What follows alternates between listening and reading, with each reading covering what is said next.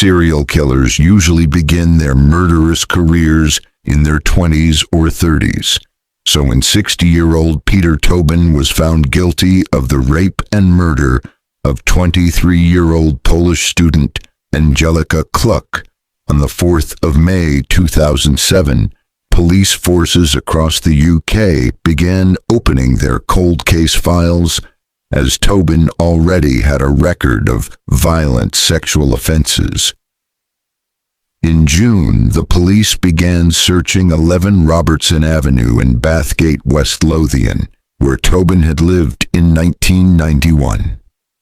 On the 10th of February that year, 15-year-old Vicky Hamilton disappeared after waiting for a bus less than a mile away. Tobin left Bathgate soon after. Vicky's DNA was found, but though the house was stripped to a shell, there was no sign of a body. Nevertheless, on the 21st of July 2007, Tobin was charged in connection with Vicky Hamilton's disappearance. The police went on to search 50 Irvine Drive in Margate, a property Tobin had occupied after he left Bathgate. They dug up the garden and found the body of Dinah McNichol, an 18-year-old sixth former who lived in Tillingham, Essex. She had been hitchhiking home from a music festival in Hampshire when she disappeared. Another body was found in the back garden at Irvine Drive. This proved to be that of Vicky Hamilton. The dismembered corpse was in plastic bin bags, which yielded Tobin's fingerprints. There were traces of semen. The DNA matched Tobin's. Dinah's trousers and underwear had been pulled down over her buttocks, indicating a sexual assault had been attempted. Again, Tobin's fingerprints were found on the bin bags he had used to wrap the body and on the tape he used to seal them. Both bodies contained traces of amitriptyline, a date rape drug. Tobin was charged with the murders of the two young women. Born in Johnstone, Renfrewshire, on the 27th of August 1946, Tobin had a history of violent crime that stretched back over 40 years. He spent time in a young offender institution before serving jail terms for burglary, forgery, and conspiracy. He also spent his adult life preying on vulnerable women. Outwardly, he was charming, affable, and good-looking. His smart suits and flattery swept women off their feet, but his 3 former wives described him as a monster who sought to take total control of their lives, cutting them off from their friends and family while demeaning them in front of his. His first wife, clerk typist Margaret McIntosh, was 17 when she married him in Brighton in 1969. Some 40 years later, she still bore the scars of a knife attack that he made on her. Tobin had stabbed her in the area of her vagina, leaving her bleeding heavily. The knife, he said, was a metal Tampax. If it had not been for the prompt action of a neighbor, she would have died. He raped me 3 or 4 times, enjoying my fear, she said. When I put up a fight, I got a knife in my side. He left me to die on the bed. Luckily, the man living underneath saw the blood coming through the ceiling and got me to hospital. When she tried to leave him, he decapitated the puppy that he had bought for her. After a year, she managed to escape, and they divorced in 1971. Tobin met his second wife, Sylvia Jeffries, in 1973. They had a son and a daughter who died soon after birth. Sylvia said that she lived in a constant state of fear. He'd whack me so hard it would send me flying across the room, she said. In 1976, she left with their son. His third wife was Kathy Wilson, who, at 16, was more than 20 years his junior. They then moved to Bathgate in 1990, where he did odd jobs around the neighborhood, usually fixing cars. They had a son, Daniel, but after 2 years of marriage, she found she had become a prisoner in her home. Tobin would not allow her to go outside. He was violent on almost a daily basis, she said. He would push me against walls or put his hands around my neck for the simplest of things. If he said something and I dared to speak back or answer him in a way he thought disrespectful, he would blow up. Realizing that she had to escape, she waited until Tobin went out with a friend one night. He'd taken my car keys, house keys, money, bank books, and my driving license with him, but I had a stash of grocery money he didn't know about, she said. It was only £25, but it paid for a bus ticket to Brighton. Soon after, Tobin was admitted to hospital after taking an overdose of the antidepressant amitriptyline, which was prescribed to relieve his anxiety. He told doctors that he had tried to commit suicide because his wife and child had left him without warning. He later used the amitriptyline to subdue his victims.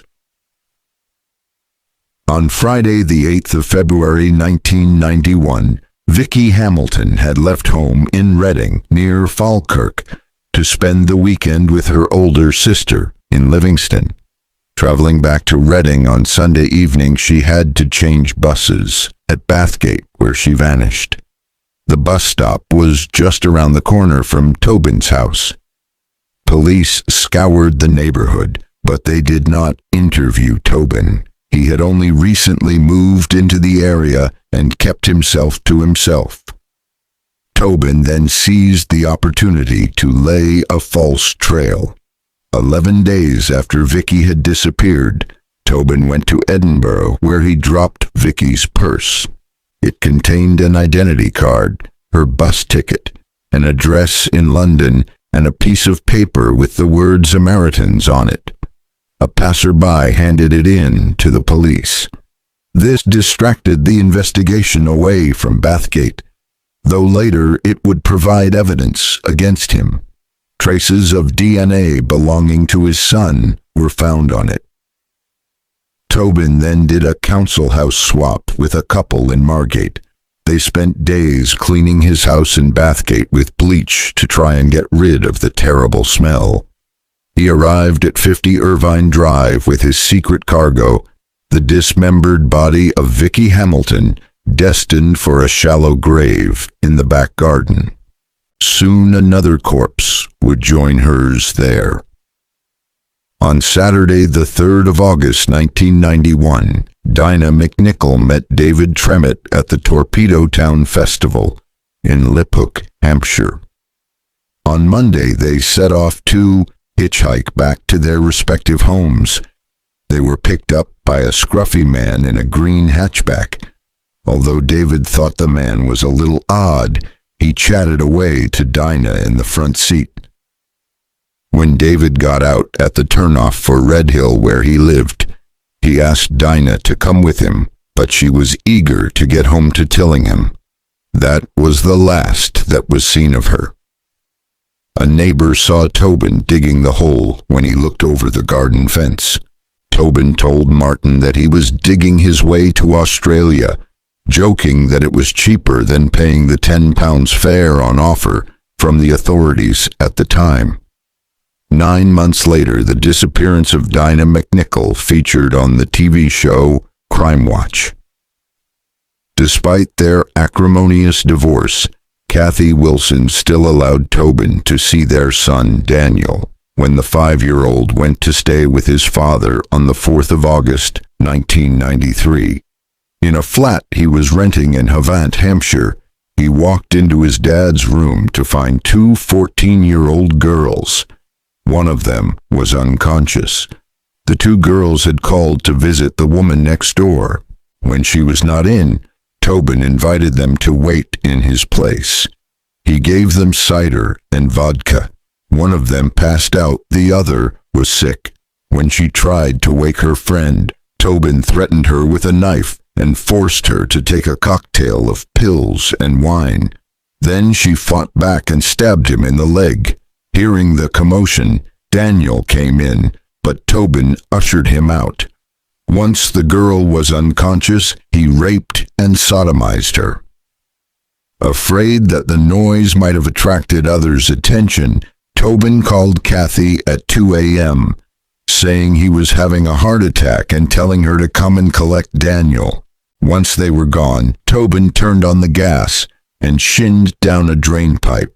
But Britain had recently converted from coal gas, which was heavier than air and frequently used in suicide, to natural gas, which was lighter than air and easily dispersed. One of the girls awoke to find her knickers round her ankles, and her friend was lying next to her naked. She raised the alarm. The crime appeared on Crime Watch. Tobin was soon picked up. He pleaded guilty to the rape of one girl and the indecent assault of the other, and was sentenced to 14 years. Released after 10 years in 2004, Tobin returned to his native Scotland.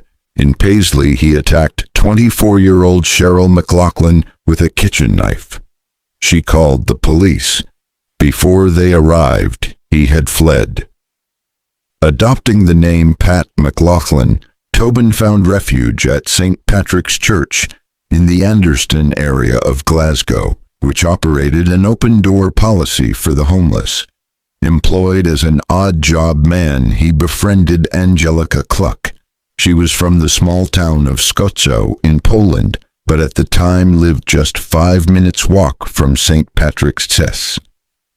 When she too found herself homeless, 62-year-old Father Nugent invited her to stay in the chapel house. Though Father Nugent was a Catholic priest, they became lovers. But Angelica soon took another lover, Martin McCaskill, a married man. When his wife found out, Martin took a holiday with her in Majorca, in an attempt to patch things up. On the 24th of September 2006, just a few days before Angelica was due to return to Poland, she was helping Tobin paint a shed that they had built. She enjoyed his company since Father Nugent barely spoke to her, and Martin was away. Tobin had long wanted to have sex with her, so he clubbed her on the back on the head, bound and gagged her, then raped her. When Angelica fought back, Tobin grabbed a knife and stabbed her 19 times. He wrapped her body in a plastic sheet and shoved it down a hatch outside the confessional box, which was covered with a rug. When Martin McCaskill returned to Scotland, he tried to contact Angelica. Unable to get her on her cell phone, he called her sister Annetta, who was also living in Glasgow. Together they searched Angelica's room. Nothing was missing except her mobile. Martin called the police. 2 constables arrived, searched the premises, and took statements from everyone there, including the handyman. The next day, Tobin left and took a bus to Edinburgh. Their suspicions aroused, the police searched the church again. They found a table leg with Angelica's blood on it and several blood-soaked towels. In the bin, they found a pair of jeans with the left knee soaked in more of Angelica's blood. Eventually, the forensics team stumbled across the hatch in front of the confessional. In it, they found her body, still bound and gagged, along with a blood-stained kitchen knife. Tobin checked himself into a hospital in Edinburgh under a false name, complaining of chest pains. The doctors could find nothing wrong with him and soon suspected that both the symptoms and the name were fictitious. The police arrived the next morning. Tobin pleaded not guilty when he appeared in the High Court in Edinburgh the following March. After a 6-week trial, Tobin was convicted of the murder of Angelica Cluck and sentenced to life with a tariff of 21 years. When Tobin went on trial for the murder of Vicky Hamilton in November 2008, The jury took less than 2.5 hours to find him guilty. He was again sentenced to life with a minimum term of 30 years.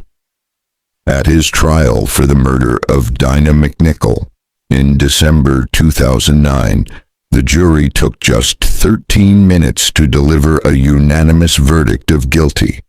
The judge said he should never be released. In jail, Tobin boasted to a prison psychiatrist that he had killed 48 women. There was speculation that Tobin was Bible John, the nickname given to the serial killer who murdered 3 women in Glasgow in the 1960s, who has never been caught or identified. Detectives believed that there may have been other victims too, but Tobin would take these secrets to the grave. On the 8th of October 2022, aged 76, he died while serving 3 life sentences